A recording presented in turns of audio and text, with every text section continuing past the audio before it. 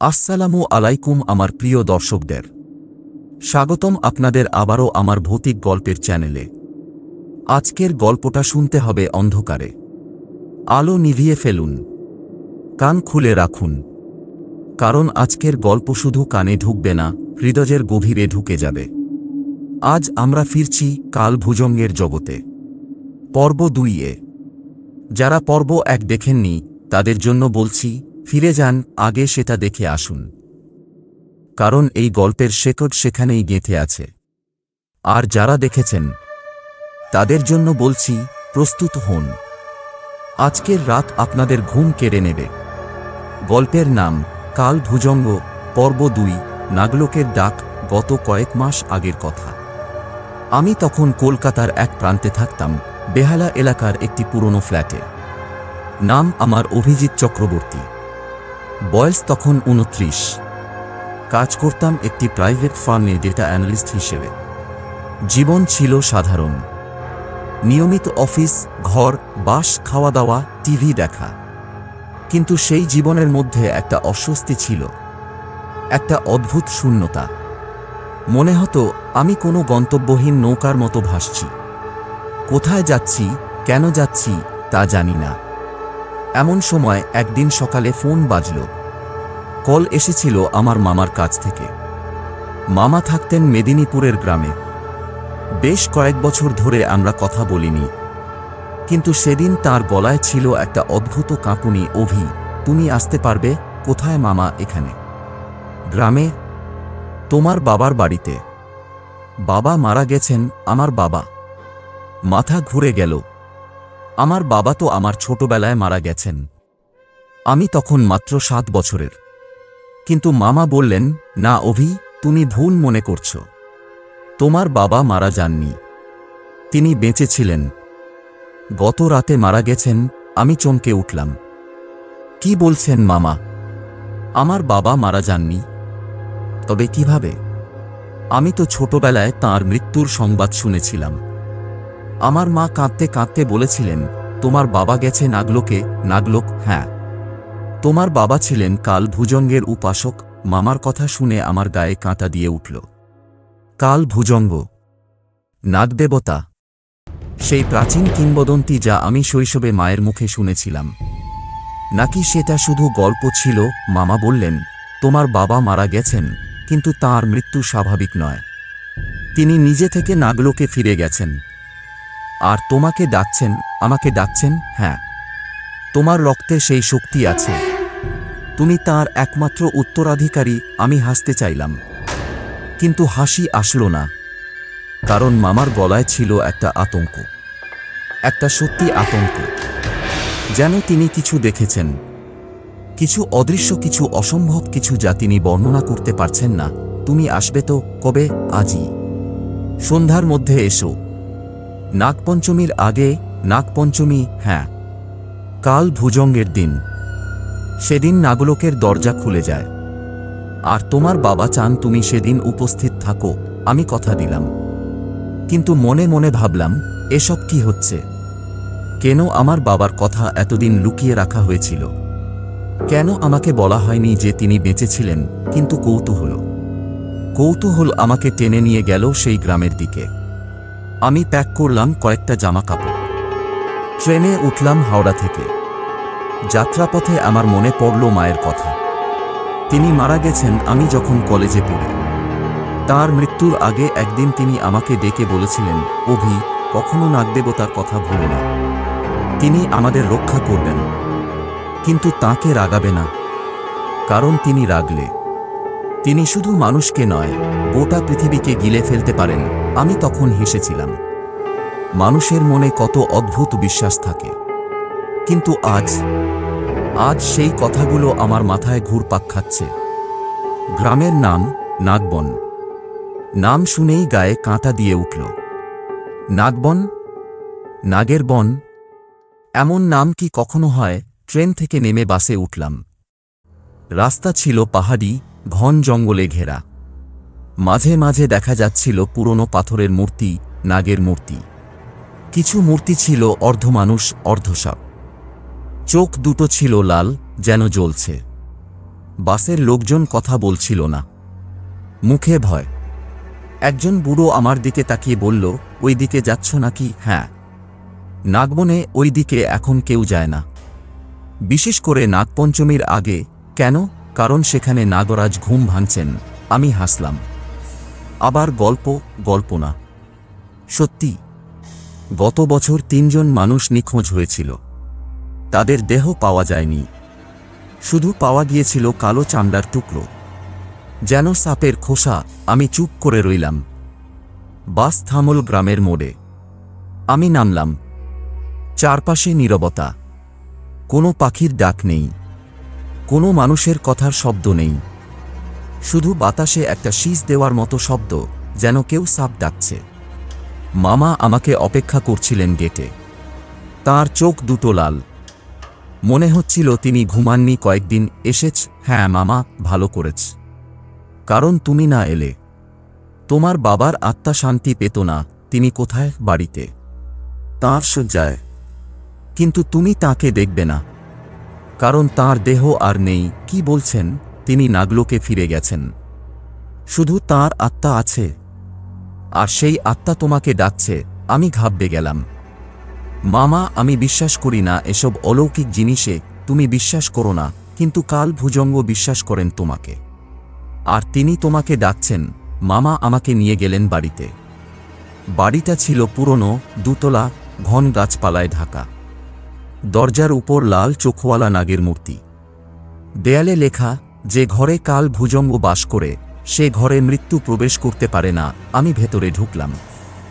ঘরের ভেতর গন্ধ ছিল ধূপের, আর একটা অদ্ভুত গন্ধ, যেন পচা মাটি আর সাপের লালা। মামা আমাকে একটা কক্ষে নিয়ে গেলেন। ঘরের মাঝখানে একটা পুরনো পেটিকা। মামা বললেন, এটা তোমার বাবার সবচেয়ে মূল্যবান জিনিস। তিনি বলেছিলেন এটা তোমাকে দিতে হবে। আমি পেটিকাটা খুললাম। ভেতরে ছিল একটা কালো পাথরের মূর্তি, নাগরাজের মূর্তি, কিন্তু মূর্তির চোখ দুটো ছিল সত্যিকারের রুবি, আর মূর্তির মাথার উপর লেখা ছিল সংস্কৃতে, যৎ পশ্যতি তং ভুজঙ্গ গৃহ্ণাতি, যে দেখে তাকে কাল ভুজঙ্গ ধরে নেয়। আমি মূর্তিটা হাতে নিলাম। ঠান্ডা, কিন্তু কিছুক্ষণ পর মনে হলো মূর্তি গরম হচ্ছে। আমার হাত কাঁপছে, চোখে অন্ধকার নেমে এলো। আমি কানে শুনলাম একটা গম্ভীর গলা, অভিজিৎ, তুমি এসেছ। আমি তোমার জন্য অপেক্ষা করছি। নাগলোকে। আমি চোখ খুলে দেখি মামা আমার কাঁধ ধরে দাঁড়িয়ে। কি হলো? কিছু না, শুধু মনে হলো কেউ আমাকে ডাকছে। সে তোমার বাবা, তিনি তোমাকে ডাকছেন। কিন্তু তুমি যদি উত্তর দাও, তুমি ফিরে আসতে পারবে না। কেন? কারণ তুমি তাঁর রক্তের ছেলে, আর কাল ভুজঙ্গের রক্ত কখনো শুকায় না। সে রাতে আমি ঘুমাতে পারিনি। মনে হচ্ছিল কেউ আমার ঘরে ঢুকেছে, কিন্তু দরজা বন্ধ ছিল, জানালাও বন্ধ। আমি বাবার পেটিকা খুলে আবার মূর্তিটা দেখলাম। তারপর পেটিকার তলায় একটা পুরনো ডায়েরি পেলাম, কালো চামড়ার বাঁধাই, উপরে লেখা অমর নাগচন্দ্র চক্রবর্তী, আমার বাবার নাম। আমি ডায়েরি খুললাম। প্রথম পাতায় লেখা, আমি জানি একদিন তুমি এই ডায়েরি পাবে। আমি তোমার বাবা, কিন্তু তুমি আমাকে চেনো না, কারণ আমি তোমার মাকে বলেছিলাম মারা গেছি। আমি মারা যাইনি। আমি নাগলোকে চলে গিয়েছিলাম, কারণ আমি ছিলাম কাল ভুজঙ্গের পূজারী। আমার রক্তে ছিল নাগবংশের শক্তি, আর সেই শক্তি এখন তোমার শিরায় বয়ে চলেছে। আমি হাঁপাতে লাগলাম, আমার হাত কাঁপছে। পরের পাতায় লেখা, আমি তোমাকে বাঁচাতে চেয়েছিলাম, তাই তোমাকে দূরে রেখেছিলাম, কিন্তু আজ আমি মারা যাচ্ছি। নাগলোক আমাকে ফিরে ডাকছে, আর তোমাকেও ডাকবে, কারণ তুমি হবে পরবর্তী পূজারী। কিন্তু সতর্ক থাকো, কাল ভুজঙ্গ শুধু আশীর্বাদ দেয় না, তিনি শাপও দেন। আর যদি তুমি তাকে রাগাও, তিনি তোমাকে নাগলোকে নিয়ে যাবেন, আর সেখানে তুমি হবে চিরকালের দাস। আমি পড়তে পড়তে দেখলাম ডায়েরির শেষ পাতায় একটা নকশা আঁকা, একটা প্রাচীন মন্দিরের নকশা। মন্দিরের নিচে লেখা নাগগুহা, নাগলোকের প্রবেশদ্বার, আর নিচে লেখা নাগপঞ্চমীর রাতে অমাবস্যার চাঁদের আলোয় পুষ্পমালা দিয়ে প্রবেশ করো, কিন্তু কাউকে সঙ্গে নিও না, কারণ কাল ভুজঙ্গ শুধু একজনকেই ডাকেন। আমি ডায়েরি বন্ধ করলাম। আমার মাথা ঘুরছে। কি হচ্ছে? আমি কি পাগল হয়ে যাচ্ছি? কিন্তু তারপরই আমি শুনলাম জানালার বাইরে কেউ শীষ দিচ্ছে। একটা লম্বা, ধীর, ভয়ঙ্কর শীষ, যেন সাপ ডাকছে। আমি জানালার পাশে গেলাম। বাইরে কেউ নেই, কিন্তু মাটিতে একটা নিশানা, সাপের ফাঁকা খোসা, আর তার উপর রাখা একটা কালো ফুল। আমি জানতে পারলাম আমাকে ডাকা হচ্ছে। পরদিন সকালে মামা আমাকে বললেন, তুমি যদি নাগ গুহায় যাও তুমি ফিরে আসবে না। কেন? কারণ সেখানে শুধু প্রবেশ করা যায় না, সেখানে প্রবেশ করলে তোমাকে নাগরাজের সামনে দাঁড়াতে হবে, আর তিনি তোমাকে পরীক্ষা করবেন। কি ধরনের পরীক্ষা? ভয়ের পরীক্ষা, বিশ্বাসের পরীক্ষা, আর রক্তের পরীক্ষা। আমি জিজ্ঞেস করলাম, আমি কি যাব? মামা আমার দিকে তাকালেন। তুমি যদি না যাও তোমার মধ্যে যে শক্তি আছে সেটা তোমাকে গিলে ফেলবে, কারণ কাল ভুজঙ্গ তোমাকে ডাকছেন, আর তার ডাক অমান্য করা যায় না। আমি সিদ্ধান্ত নিলাম, যাব। মামা আমাকে একটা কালো পাথরের মালা দিলেন। এটা তোমার বাবার ছিল, এটা তোমাকে রক্ষা করবে, কিন্তু শুধু 3টি বার। তারপর তোমাকে নিজেকে রক্ষা করতে হবে। সন্ধ্যা নামল, নাগপঞ্চমী, আকাশে অমাবস্যার চাঁদ, কালো আকাশ, কোনো তারা নেই। মামা আমাকে গুহার পথ দেখিয়ে দিলেন। জঙ্গলের গভীরে পথ ছিল অন্ধকার, ভাঙা পাথরে ঢাকা। মাঝে মাঝে দেখা যাচ্ছিল সাপের খোসা, যেন কেউ পথ চিনিয়ে দিচ্ছে। আমি এগিয়ে গেলাম। ঘণ্টা খানেক পর আমি একটা প্রাচীন গুহার সামনে পৌঁছালাম। গুহার মুখে লাল চোখওয়ালা নাগের মূর্তি, দরজার উপর লেখা, যাও কিন্তু ফিরে আসো না। আমি ভেতরে ঢুকলাম। গুহার ভেতর ছিল অন্ধকার।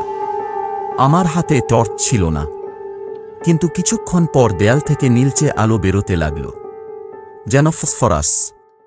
আমি এগিয়ে গেলাম। পথ নিচু হতে লাগল। মাথা ঘুরছে, শ্বাস নিতে কষ্ট হচ্ছে। হঠাৎ আমি শুনলাম কানের কাছে কেউ ফিসফিস করছে, তুমি এসেছ, কিন্তু তুমি কি প্রস্তুত? আমি চারপাশে তাকালাম, কেউ নেই। তারপর আমি দেখলাম দেয়ালে ছায়া, একটা বিশাল সাপের ছায়া। তার মাথা 7টা, চোখ জ্বলছে লাল আগুনে।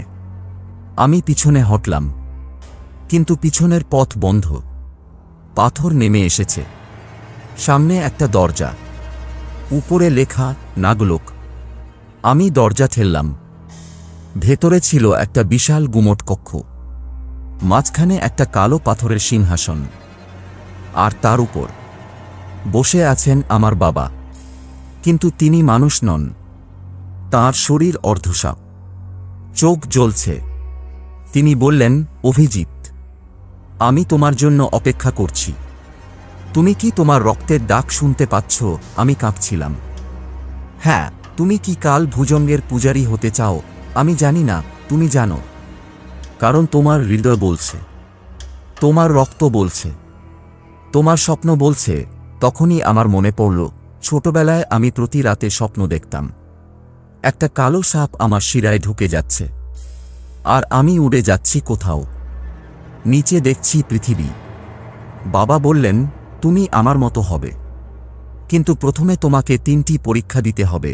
কি পরীক্ষা? ভয়, বিশ্বাস আর ত্যাগ। এই পর্যন্ত আজকের গল্প, কিন্তু শেষ হয়নি। কাল ভুজঙ্গের কাহিনী তো এখনো শুরু হয়েছে মাত্র। পরের পর্বে আমি আপনাদের নিয়ে যাব নাগলোকের গভীরে, যেখানে আছে অন্ধকারের সত্য, ভাঙা প্রতিজ্ঞার কান্না, আর এক চিরন্তন শপথ, যে শপথ ভাঙলে মানুষ নয়, নাগও বাঁচে না। যদি গল্পটা আপনার ভালো লেগে থাকে তবে লাইক করুন, শেয়ার করুন, আর অবশ্যই সাবস্ক্রাইব করুন আমার চ্যানেলে, কারণ এখানে প্রতিটি গল্প শুধু শোনার জন্য নয়, অনুভব করার জন্য।